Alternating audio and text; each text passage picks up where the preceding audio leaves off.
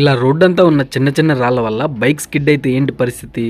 ఈ రోజు పొద్దున కరెంట్ బిల్ కడదామని బిల్ ఓపెన్ చేసి చూస్తే మైండ్ బ్లాక్ అయిపోయింది బాబాయ్. 2800 వచ్చింది. ఎంతెందుకు వచ్చిందని లైన్ మ్యాన్ కాల్ చేసి అడిగితే, మీరు షాప్ ఇంటి దగ్గరికి చేంజ్ చేశారు కదా, అందువల్ల ఇప్పుడు ఇంటికి ఉన్న కరెంట్ మీటర్ కేటగిరీ 1 నుంచి కేటగిరీ 2 కి చేంజ్ అయింది, అందువల్ల ఎక్కువ వచ్చి ఉంటది అన్నారు. మరి దీనికి సొల్యూషన్ ఏంటి అని అడిగితే, ఇప్పుడు ఉన్న మీటర్ ను షాప్ కు అలాగే ఉంచి ఇంటికి సపరేట్ గా కొత్త మీటర్ బిగించుకోండి అన్నారు. సరే అని మేసేవ దగ్గరకు వెళ్లి కొత్త మీటర్ కి అప్లై చేయడానికి ఏమేం డాక్యుమెంట్స్ కావాలి అని అడిగితే, ఇంటి documents, Aadhaar xerox, passport size photo, panchayati office నుంచి ఎన్ఓసి లెటర్ ఒకటి కావాలి అన్నారు. సరే అని పంచాయతీ ఆఫీస్ కి వెళ్తే సార్ మీటింగ్ లో ఉన్నారు, తర్వాత రమ్మన్నారు. ఇంకా ఈ రోజు ఈ పని అయినట్టేలే అనుకుని చేసేది ఏం లేక ఏటీఎం లో డబ్బులు తీసుకుందామని మా కోడూరులో ఉన్న 3 బ్రాంచ్ల దగ్గరకు వెళ్తే ఒక చోట మూసేశారు, ఒక చోట తీసేశారు, ఇంకో చోట ఉన్నా డబ్బులు రాలేదు కానీ స్లిప్ వచ్చింది. వేరే దారి లేక పక్కనే వేరే బ్యాంకు కు సంబంధించిన ఏటీఎం ఉంటే అక్కడ తీసేసుకొని ఇంట్లోకి 2 బియ్యం ప్యాకెట్లు తీసేసుకొని ఇంటికి చెక్కేసారు. ఈ రోజుకైతే ఇంతే. మనం మళ్ళీ కలవాలంటే మన పేజ్ ని ఫాలో చేసి పెట్టుకోండి.